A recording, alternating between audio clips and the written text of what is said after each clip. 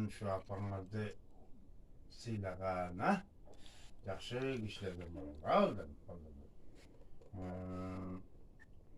Demişlerge ne galy? Mektepde ýaxşy okuwçy bolgular.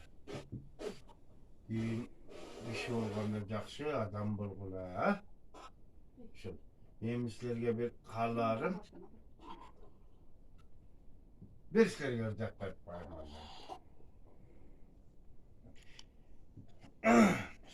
Gel kızım. Gel sen. Öközürdeyim. Öközürdeyim. Yaşırıp kayda katamın, cağımda oygu batamın, bal alemin daha geçeli, hay geçeli, bugün özüm atamın, mezgilden tavup katallık, eşigin captı balallık, bala gesketken orduna, hay orduna, ornadı sezim atalık.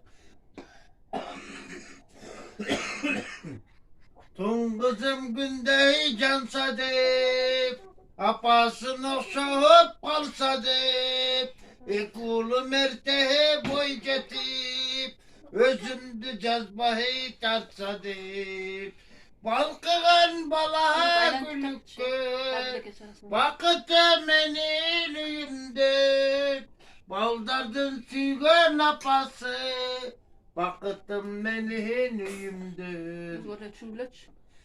Bilse özü baskandı, götürüp balamdı, mesez beytülgöhen ekenmin, hay ekenmin, düşündüm emihi atamdı, beşikte Ali catsa da, apadep bile taytkandı, alardı görüv esteymin, hay esteymin, aksıtın bergen apamdı, tun kızım günde cansa deyip, apasını okşayıp kalsa deyip, ekulu mertehe boy getip, özümdü cazbahı tartsa deyip, balkıgan balaha gülükkün, vakıtım menin üyümdür, baldardın süygen apası,